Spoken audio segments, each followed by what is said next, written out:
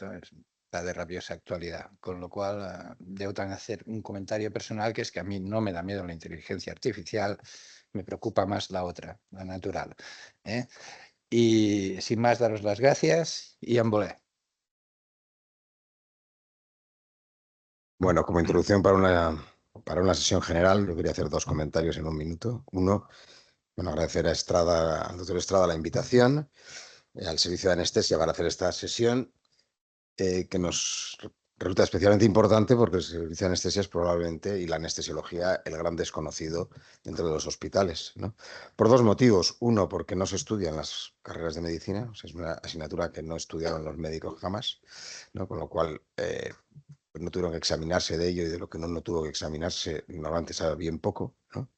Y dos, porque tenemos un horario un poco extraño, porque nosotros desde las 8 en punto estamos trabajando en los quirófanos, así que normalmente no podemos asistir a las sesiones clínicas y participar como nos gustaría en la formación hospitalaria. Bueno, sin extenderme mucho en cuanto a las funciones a qué se dedica un anestesiólogo, hoy os vamos a mostrar una pequeña parte de ello, ¿no? Que es al mantenimiento del funcionamiento normal de distintos sistemas funcionales durante la cirugía. La cirugía es una agresión más o menos importante al organismo, y el anestesiólogo tiene que participar o ayudar a que sea posible, a que el paciente lo pueda tolerar y a que todos los sistemas funcionales funcionen, ¿no? Entonces, os vamos a hablar de una cirugía muy especial, que es la IPEC, que inició, que ahora nos explicaron un poco sus características, pero que se inició en 2014. Anestesia sabía desde el principio que había un reto en varios ámbitos, pero uno de ellos en el control cardiovascular, ¿no? En el control de la hipotensión. Y entonces ya arrancamos con una metodología, con una monitorización, con una tecnología muy avanzada que permite calcular gasto cardíaco a partir de un análisis computerizado de la onda de pulso. Ya empezamos con tecnología, pero lo hemos ido mejorando, y os vamos a explicar un poquito ese viaje, cómo empezamos utilizando análisis de onda de pulso, obteniendo gasto cardíaco, resistencias periféricas, etcétera, a partir de una cánula arterial, y con un protocolo de trabajo guiado por objetivos, es decir, lo que se hacía en cuanto al sistema cardiovascular estaba dirigido por objetivos concretos según esos datos. Después se incorporó un sistema de inteligencia, de algoritmo de alta complejidad, y con un índice en el que se pretendía prever los desvíos para tratarlos previamente. Y por último, hemos añadido al armamento inteligencia artificial, que después de arrancar el caso va aprendiendo de las respuestas y nos va sugiriendo un tratamiento más personalizado. Entonces veréis cómo con una tecnología muy sofisticada hemos ido consiguiendo unos resultados cada vez mejores. Y sin más, os dejo con los otros dos ponentes. Bueno, gracias Fernando por la presentación. Yo soy Germán Gómez, anestesiólogo del hospital, y vamos a presentar pues esto que estábamos comentando del control hemodinámico avanzado asistido con inteligencia artificial. Nos vais a permitir que vamos a tener que hacer un pequeño cambio de ordenadores, ¿de acuerdo? Pero, porque no se nos ha copiado correctamente, pero nada. Voy a comentar primero un índice y después daré paso a mi compañera. ¿Vale? Vamos a explicar por una parte en qué consiste la cirugía IPEC y el proyecto IPEC desde que se inició en Son Espases, que esto la comentará la doctora Piñeiro del equipo de cirugía general en la parte de carcinomatosis peritoneal. Y después hablaré yo de las distintas alteraciones que se presentan en este tipo de cirugía y cómo podemos, aparte de presentar nuestro protocolo, vamos a enfocarnos en el tema de la hipotensión, de las complicaciones que supone la hipotensión en nuestros pacientes, ya que está pues, muy relacionado con unos resultados adversos. Y finalmente empezaremos o introduciremos la parte de la inteligencia artificial y qué algoritmos estamos utilizando actualmente para evitar este tipo de problemas. ¿De acuerdo? Pues nada, vamos a pasar ahora con Cristina.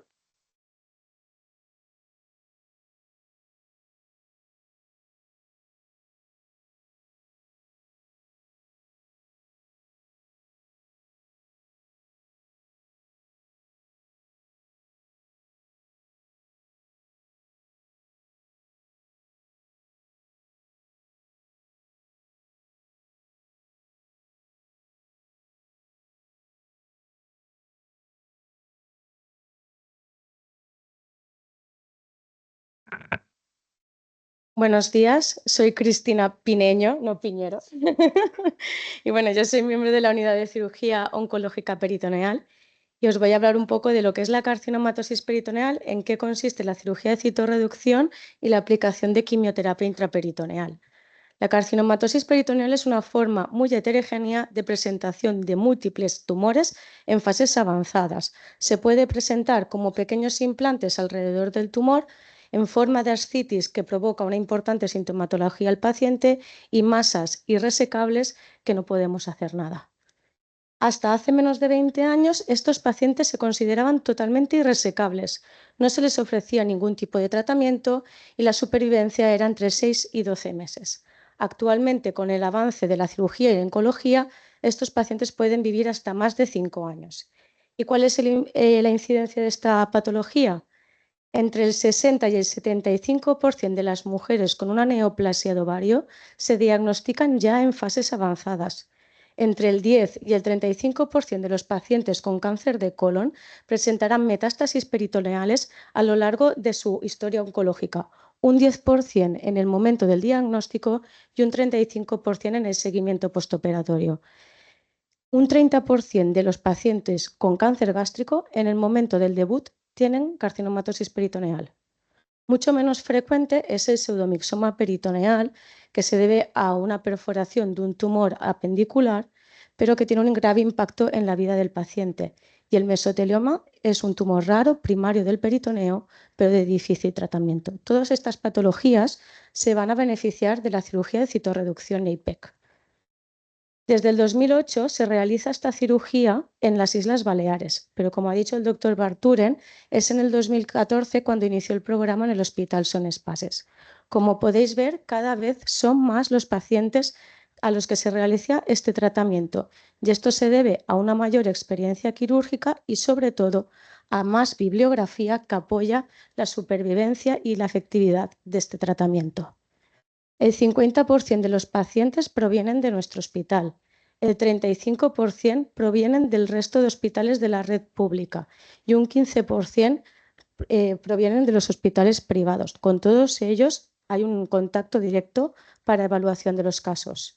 Todo paciente con carcinomatosis peritoneal es comentado en el comité multidisciplinar de la patología de origen, bien sea el tumor, el comité de tumores ginecológicos o el comité de carcinomatosis peritoneal de origen gastrointestinal. Allí decidimos cuál es el mejor tratamiento para cada paciente. Si la cirugía es el tratamiento de elección, el paciente es citado en nuestras consultas. Lo primero que realizamos es evaluar al paciente su estado funcional. Si consideramos que va a soportar la intervención, ya procedemos a explicarle la cirugía, las complicaciones y la posible evolución postoperatoria. También iniciamos los protocolos de prehabilitación y explicamos los proyectos de investigación en los que estamos participando. Después, el paciente acude a la consulta de anestesia, donde se valora la reserva funcional del paciente y en caso de necesitar un tratamiento de la preoperatoria, la realiza este equipo. Si el paciente presenta una desnutrición severa, también es citado en la consulta de endocrinología. Cada miércoles y un viernes al mes realizamos la cirugía de citorreducción IPEC, que explicaré en las siguientes diapositivas. Tras la cirugía, el paciente pasa por protocolo a la unidad de reanimación durante 24-48 horas para una vigilancia más estrecha y ya desde la unidad de reanimación hasta el alta iniciamos los protocolos ERAS para una recuperación precoz del paciente. Al alta, el paciente tendrá una cita en consultas externas con cirugía y oncología para completar el tratamiento oncológico. La cirugía de citorreducción en lo que consiste es en eliminar todo el tumor visible en la cavidad abdominal. Siempre vamos a empezar con una pequeña incisión en el abdomen y evaluamos y calculamos el índice de carcinomatosis peritoneal. Si el paciente consideramos que es irresecable, no se realiza ningún procedimiento más, porque añadiríamos más morbilidad y no aumentaríamos la supervivencia de este paciente. Si el paciente es resecable, informamos a todo el equipo y abrimos la incisión a una laparotomía xifopubiana y procedemos a la intervención. Os presento el caso de un señor de 70 años que acudió a consultas externas por pérdida de peso y aumento del perímetro abdominal. Cuando se realizó el TAC, lo que se vio es que tenía un pseudomixoma peritoneal con una afectación de todo el abdomen. Al evaluarlo, como podéis ver, está afectado toda la cavidad abdominal, pero consideramos que como se trataba de un pseudomixoma, podíamos realizar la intervención. Esto, si se debe a un cáncer de ovario o un cáncer colorectal, no seguiríamos con la intervención, pero en el caso de pseudomixoma sí. La media de esta cirugía es entre 8 y 10 horas, pero en casos así suele durar entre 12 y 13 horas.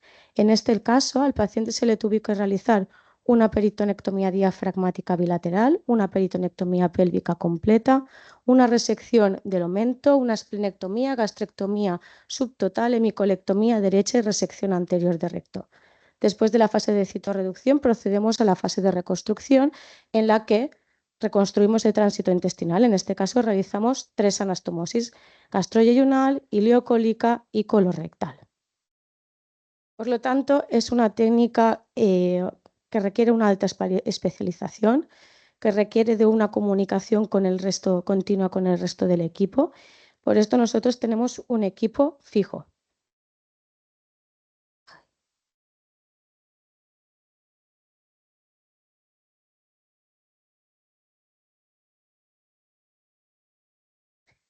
Si el paciente sigue en condiciones óptimas tras la cirugía de citorreducción, que es lo habitual, procedemos a colocar los tubos de la bomba de quimioterapia, cerramos el abdomen y aplicamos la quimioterapia intraperitoneal durante 90 minutos a una temperatura de 42 grados.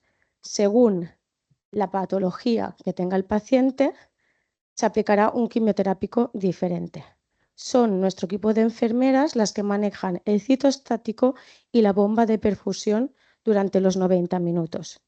El objetivo de aplicar esta quimioterapia intraperitoneal hipertérmica en el abdomen es acabar con aquellas posibles células malignas que queden en la cavidad abdominal que no son visibles al ojo humano. De todos estos pacientes que hemos operado, un 16% de los pacientes presentaron complicaciones graves y la mayoría de ellos se pudieron tratar mediante tratamientos mínimamente invasivos con la colocación de drenajes percutáneos. Un 9% de estos pacientes requieren de una reintervención, siendo las principales causas las dehiscencias de anastomosis, las perforaciones intestinales a consecuencia de la desolisis que tenemos que realizar y los abscesos intraabdominales que no se pueden drenar por el equipo de radiología. La tasa de mortalidad se encuentra dentro de los estándares. Según la bibliografía, en centros de experiencia debe ser menor al 5% y en nuestro centro es del 2,5%, y la tasa de reingresos del 7%, siendo los abscesos abdominales la principal causa. ¿Y qué es lo que hemos conseguido con este tratamiento? Por supuesto, si el paciente ha recibido tratamiento oncológico completo, la supervivencia en los pacientes con cáncer de ovario es de 4 años, con una supervivencia libre de enfermedad de 30 meses. Y en el caso del cáncer colorectal, la supervivencia es mayor a 5 años, con una supervivencia libre de enfermedad a 40 meses. Gracias.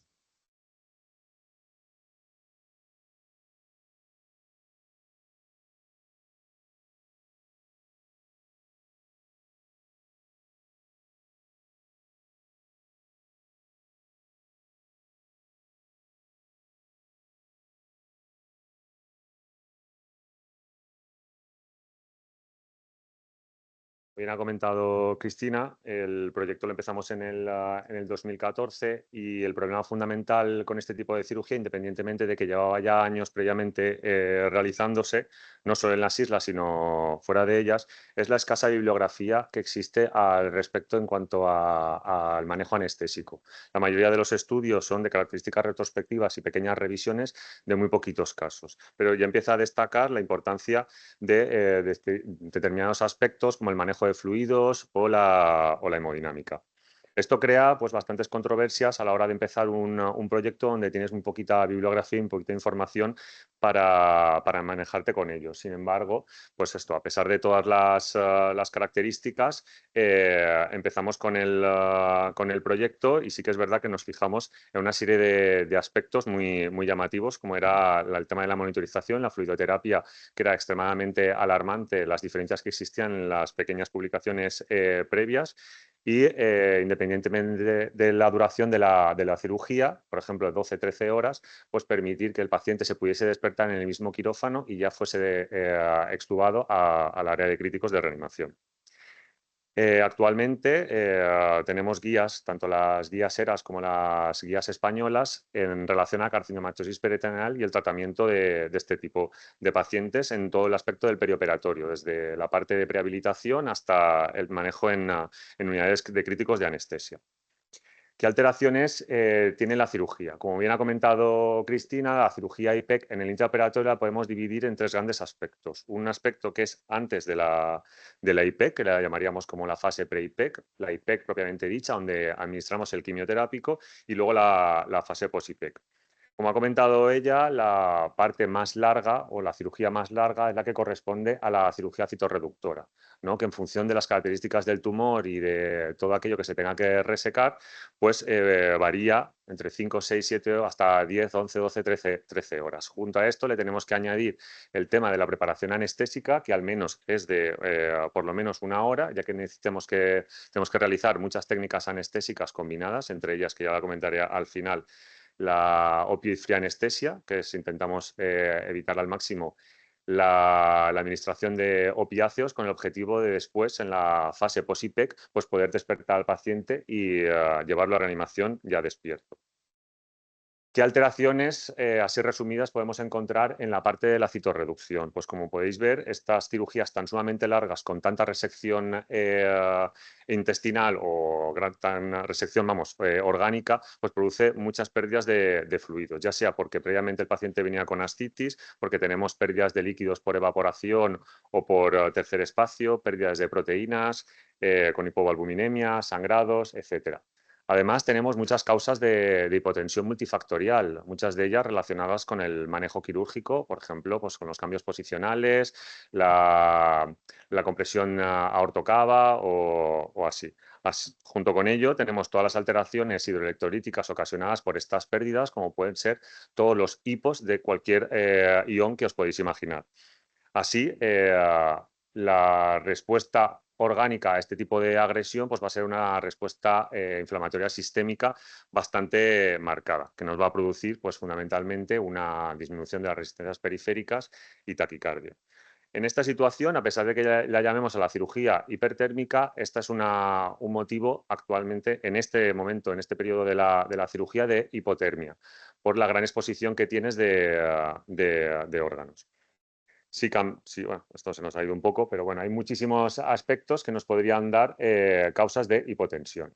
En el caso del momento de la IPEC, es un efecto completamente contrario, ¿no? Donde estamos administrando un quimioterápico a muy altas temperaturas, que lo que va a producir es, entre ellos, una hipertermia que ocasiona una vasodilatación, que ocasiona una hipotensión. Aparte de ello, el citostático va asociado a suero glucosado para un mayor efecto del citostático. Esto nos va a causar hiperglucemia, aparte nos va a producir un hipermetabolismo con una altísima tasa metabólica, una alteración clara de la perfusión tisular de los distintos órganos a nivel generalizado. La utilización de grandes volúmenes de líquidos dentro del abdomen nos va a ocasionar un aumento de la presión abdominal y esto podría ocasionar reducción del retorno venoso, del gasto cardíaco y, por tanto, más hipotensión. Todo este aumento también de la presión abdominal nos puede causar atelectasias, hipoxemia, afectación de la ventilación-perfusión, así como otros muchísimos problemas. En el momento de la IPEC tienes una liberación masiva de citoquinas que va a hacer también una respuesta inflamatoria muy importante, ocasionando una gran hipotensión y una similitud a lo que sería un shock distributivo con altos gastos cardíacos con resistencias sistémicas muy bajas. Vamos a presentar rápidamente nuestro protocolo porque nos vamos a centrar en la otra parte de la sesión. El motivo de utilizar el protocolo ya desde el inicio de que empezamos con la cirugía citorreductora es porque la implementación en este tipo de cirugía y en el resto de cirugías de protocolos está asociado a una mejora en cuanto a la mortalidad y disminución de las complicaciones. Como veis, en el protocolo participa muchísima gente y tanto por parte de auxiliares como enfermería requiere de una grandísima preparación de muchísimos monitores o cosas que tenemos que realizar durante la cirugía. Los objetivos de este tipo de protocolo es mantener una estabilidad tanto hemodinámica, metabólica, hematológica y de perfusión.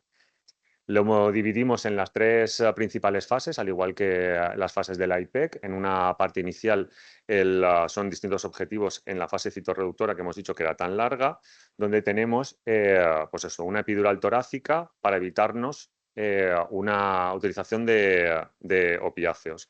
Unos objetivos hemodinámicos centrados fundamentalmente en la valoración de la precarga dependencia y el aumento del volumen sistólico hasta el máximo tolerable, de forma que protege al paciente o evita gran parte de esa hipotensión que vemos durante esta cirugía y posteriormente en la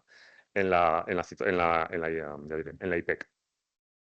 Hay distintas cosas que hemos ido cambiando a lo largo de este protocolo y que hemos introducido, como la utilización de ácido tranexámico, pero muy puntual, ya que está muy discutido su utilización en cirugía oncológica, pero sí que es verdad que en cirugía ovárica y pseudomixoma, por la gran resecabilidad o resección de múltiples áreas, pues lo utilizamos en bolo o en perfusión.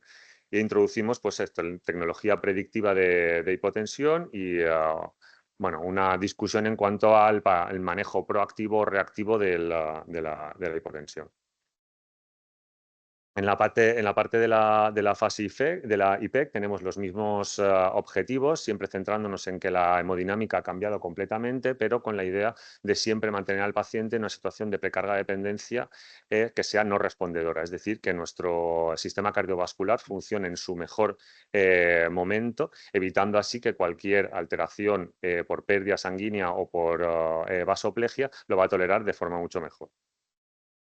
Existe un protocolo a nivel analítico gasométrico en la que miramos múltiples parámetros para poder analizarlo de forma global y no solo con las características hemodinámicas.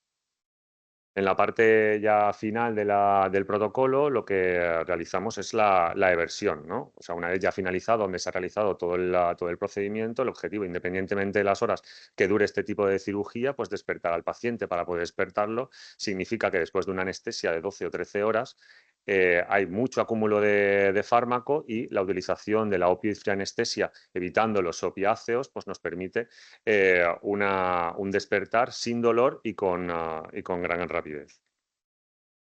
El objetivo fundamental por tanto, anestésico, pues eso, mantener una adecuada presión de perfusión, una terapia guiada por objetivos muy generales y una hemostasis hidroelectrolítica, minimizando así los efectos de los agentes quimioterápicos. Y vamos a centrarnos un poquito en la hipotensión porque esto sí que tiene una implicación muy importante en cuanto a los resultados. El problema de la hipotensión es justamente la definición de hipotensión. Todos creemos que sabemos la hipotensión, pero está más que publicado que, por ejemplo, en el 2007 se publicó en Anesthesiology pues que era la definición como de hipotensión. Se cogieron las 4 revistas de mayor impacto a nivel anestésico, se analizaron, creo que fueron 380 artículos, con los criterios de exclusión se quedaban con 130 y vieron que teníamos 140 diferentes tipos de definiciones de hipotensión, con lo cual ya nos crea a nosotros mismos un problema de que no sabemos cómo definir por sí mismo la hipotensión. Lo que sí que tenemos claro es que, y esto se ha ido viendo progresivamente, que la hipotensión sí que es dañina. ¿De acuerdo?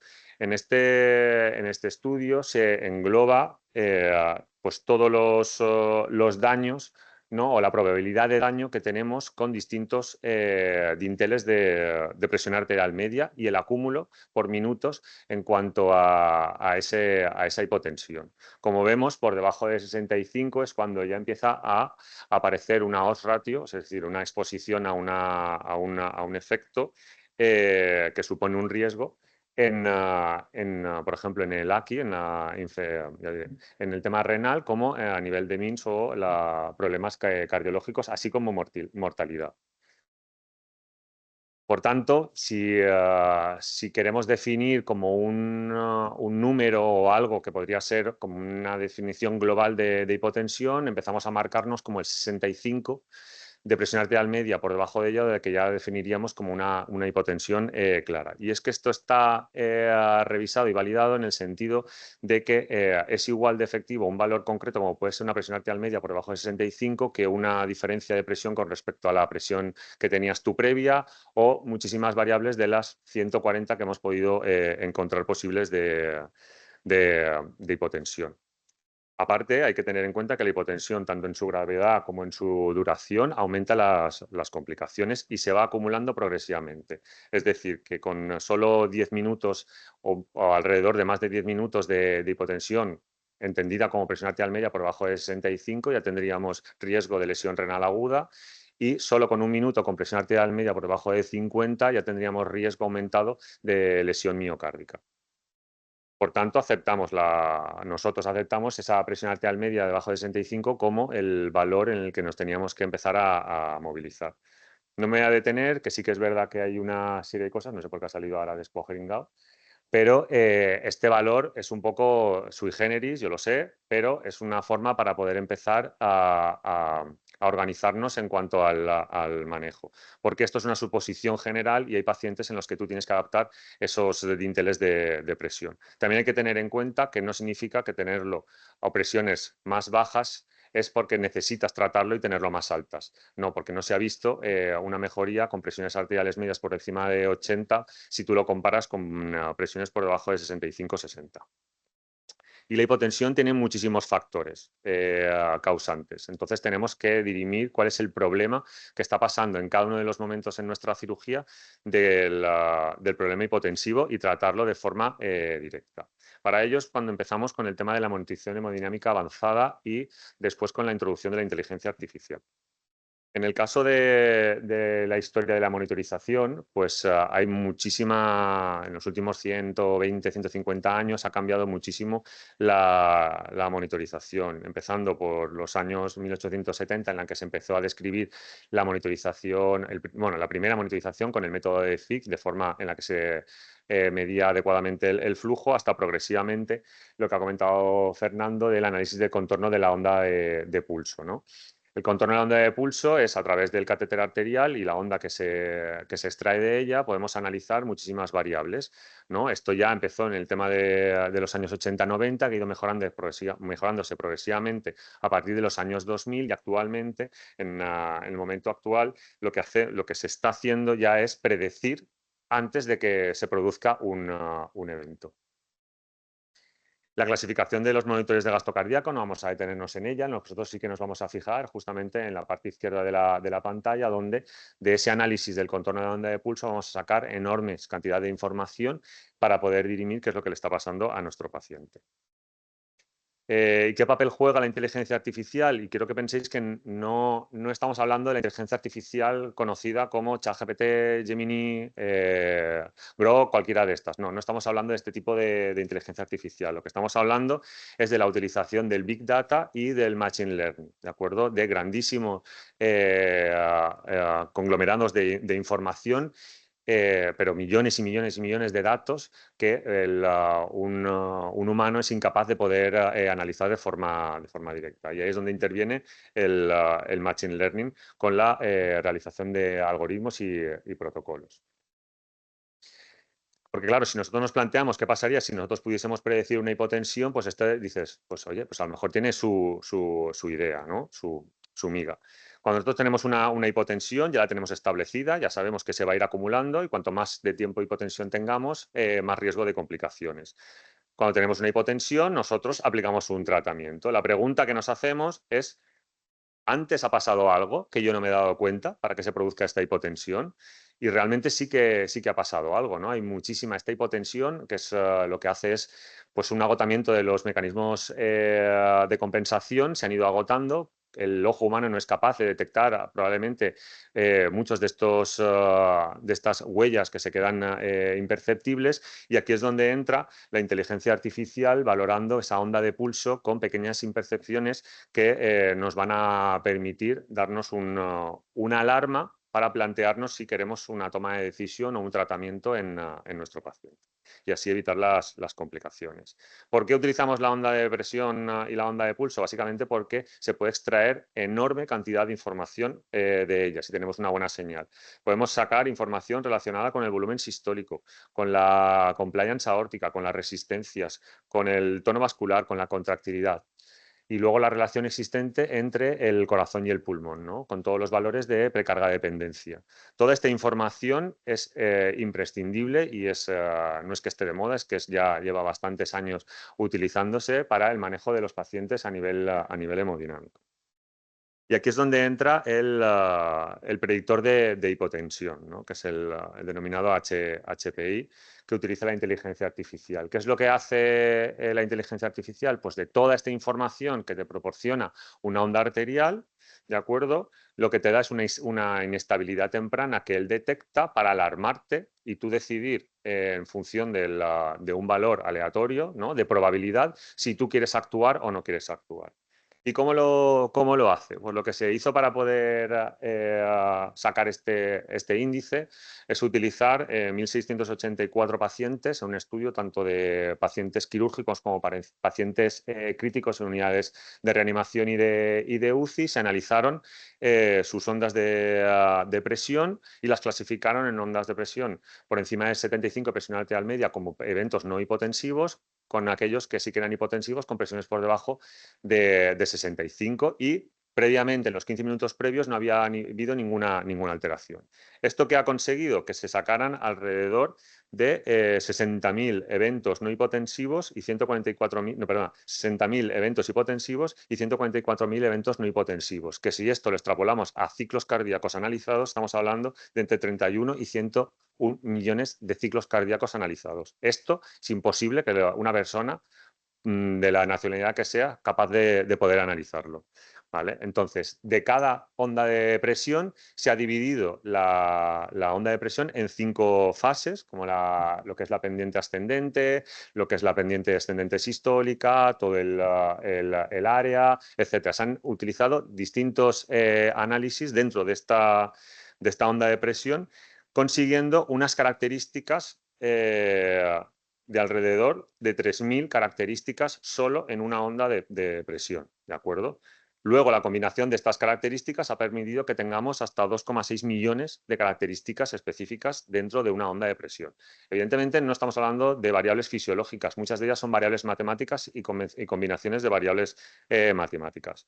Lo que se ha hecho después con estos 2,6 millones de características de una onda de presión es analizarlas, ¿vale? Para sacar un modelo predictivo.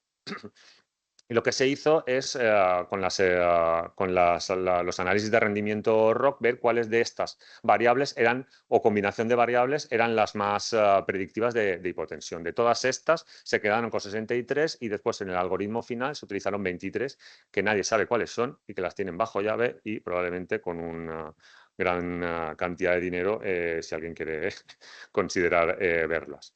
Estas 23 características, ya digo, son completamente secretas, no las sabemos. Lo que sí que nos hace es que el algoritmo presente un índice de probabilidad de hipotensión, ¿de acuerdo? Y se pone en rojo por encima de 85, porque se vio que el 85% sería ya una probabilidad suficientemente alta como para que tengas una idea de que se te va a hipotensar en los próximos minutos. Esto, posteriormente, lo que hace es que te sale una alerta en el sistema de monitorización que estás utilizando y te abre un árbol diagnóstico para poder decidir en qué parte quieres tratar. Este índice, digo, tiene una serie de valores. Lo que utiliza es que si está bajo no nos preocupamos, en el sentido de que tiene muy poquitos puntos de inestabilidad, con lo cual no haríamos ninguna actuación o no deberíamos de hacerla. Si ya empezamos a tener valores que llegan hasta casi de 85, pues deberíamos de estar un poquito alerta, y por encima de 85 ya tenemos demasiados puntos de inestabilidad que probablemente no lo percibamos con los monitores que tenemos de cabecera habituales, pero que la inteligencia artificial sí que está percibiendo y que te lo informa de una forma muy visual, que sería con el predictor de hipotensión. Después lo que hace es mostrarte, pues esto, toda la parte de la fisiología un poquito resumida para que tú puedas especializar, ¿no?, cuál es la parte que se ha afectado, ¿no? Como determinar que es un problema de precarga porque le falta volumen, es un problema de contractilidad de ese corazón porque por los fármacos anestésicos o por la agresión quirúrgica le ha afectado, es un problema de poscarga por los múltiples factores que causan hipotensión. La idea es que podamos ir tratando cada uno de los aspectos de la hemodinámica de forma individualizada. La verdad que siento que se vea tan mal, porque se vea perfectamente en mi casa.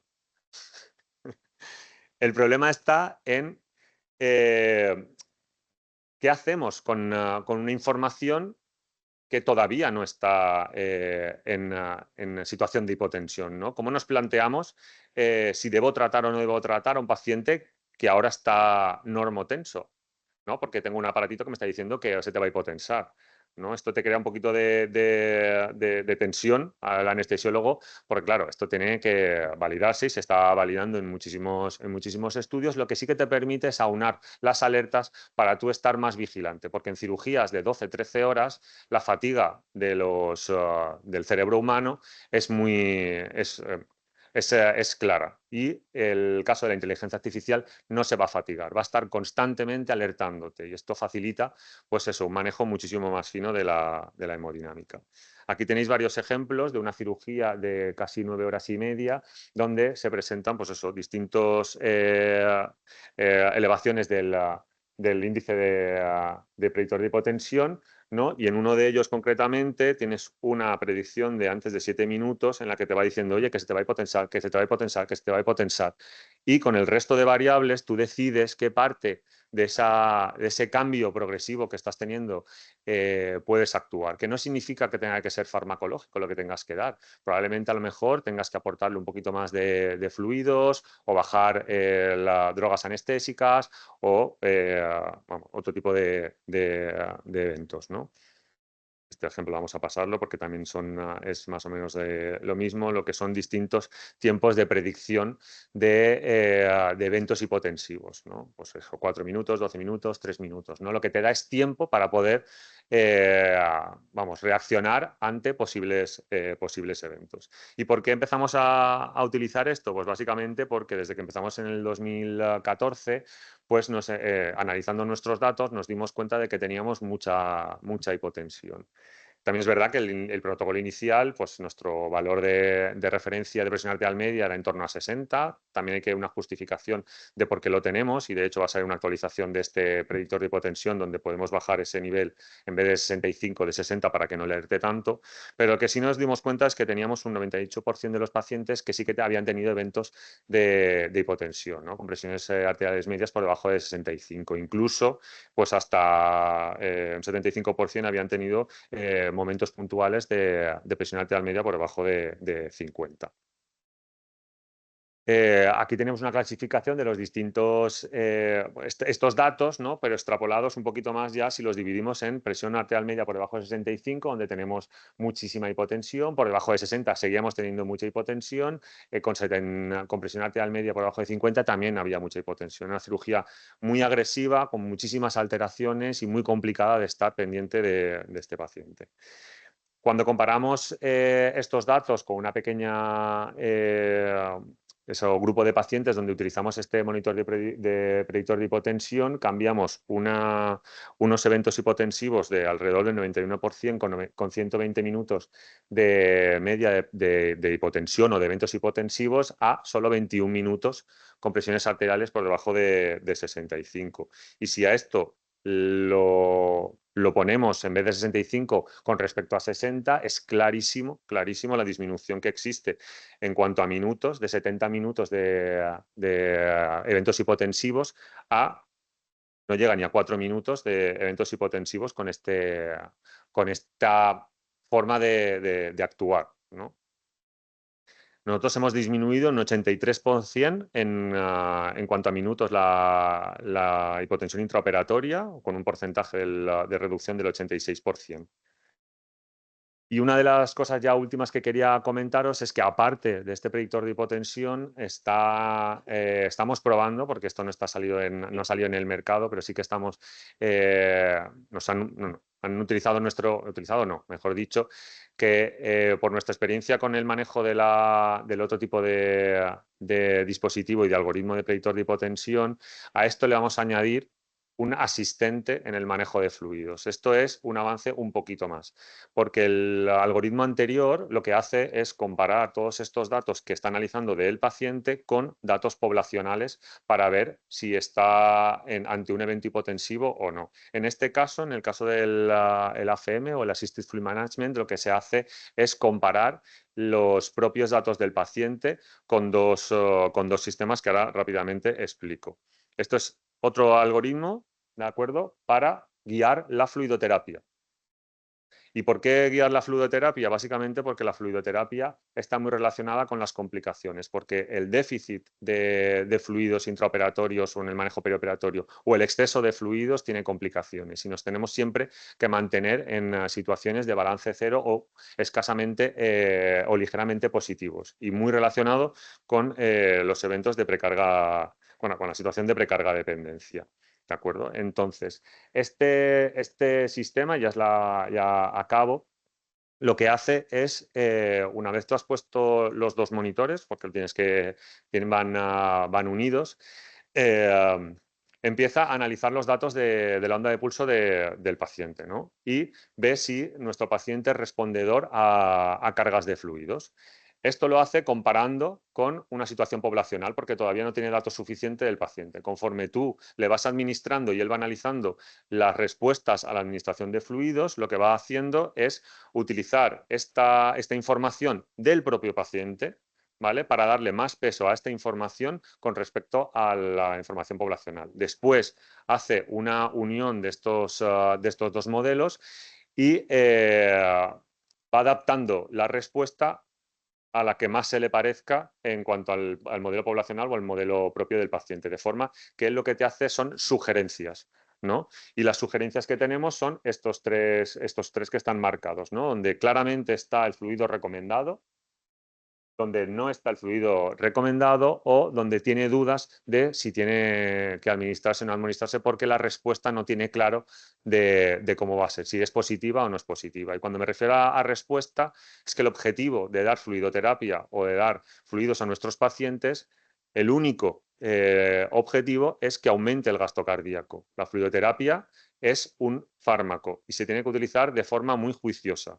Si nosotros administramos un fluido es porque tiene que tener una justificación clara. Y en este tipo de pacientes y en general en todos los tipos de pacientes, la administración de fluidos debe ser con el objetivo de aumentar el volumen sistólico y el gasto cardíaco. Y esto lo que nos permite en cirugías tan sumamente largas es facilitarnos pues esto, para evitar pues, momentos hipotensivos. Y ya para finalizar, pues nada, que la cirugía citorreductora, como habéis visto, es una cirugía multidisciplinar donde intervienen muchísimos compañeros durante la intervención, pero también antes y después, y que requiere un control exhaustivo de numerosas variables a nivel intraoperatorio. Que la hipotensión es una manifestación tardía ya de una instabilidad hemodinámica y que el poder analizarlo y detectarlo antes de que aparezca sería una herramienta muy, muy interesante. La utilización de los algoritmos de inteligencia artificial para la predicción de eventos nos va a ayudar a percibir y anticiparnos a este tipo de eventos, y la categorización de la hipotensión es lo ideal para después hacer un tratamiento dirigido y más fino de este tipo de situaciones. Y que tenemos que tener claro que la inteligencia artificial en cualquier parte de ella ha venido para quedarse y que debemos aprovechar todo su potencial para pues eso, mejorar el tratamiento de nuestros pacientes. Gracias.